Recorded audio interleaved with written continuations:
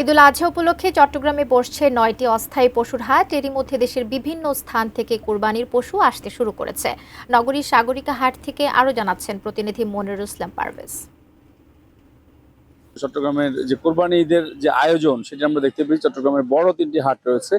একটি হচ্ছে এই আমি এখন যেখানে রয়েছি সাগরিকা হাট, এরপরে বেবির হাট এবং মজ্জার টেক। এটা তিনটি বড় বাজার রয়েছে। এছাড়া বদরাটও একটি বাজার ১ কিলোমিটার বলে, সেখানেও প্রচুর গরু উঠে। আর চট্টগ্রামে আমরা দেখেছি দূর দূরান্ত থেকে, অর্থাৎ নওগাঁ, চাপাই, কুষ্টিয়া এ ধরনের জায়গা থেকে বড় বড় গরুগুলা যারা লালন পালন করেন তারা কিন্তু চট্টগ্রামে নিয়ে আসেন। তাদের একটি ধারণা চট্টগ্রামের মানুষ এই বড় ব্রিজ গরুগুলা ওগুলো ওরা বেশি পছন্দ করে। যার কারণে এই বড় গরুগুলো চট্টগ্রামের এই বাজারগুলোতে, সাগরিকার যে হাট এখানে এবং যে ৪টা হাটের কথা বললাম, এই ৪টো জায়গাতেই বড় বড় গরুগুলো ওনারা নিয়ে আসেন।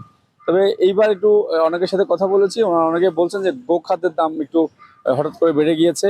আর ওনারা লালন পালন করতে যে খরচটা হচ্ছে, ওনারা আশঙ্কা করছেন যে ভারতীয় গরু যদি না ঢুকে তাহলে ওনারা হয়তো একটি ভালো বাজার দর পাবেন। আর পানি সম্পদ অধিদপ্তর থেকে আমরা যোগাযোগ করেছি, ওনারা বলছেন যে গরুর যে চাহিদা রয়েছে সেই চাহিদার থেকে বেশি গরু ওনাদের এবার প্রস্তুত রয়েছে।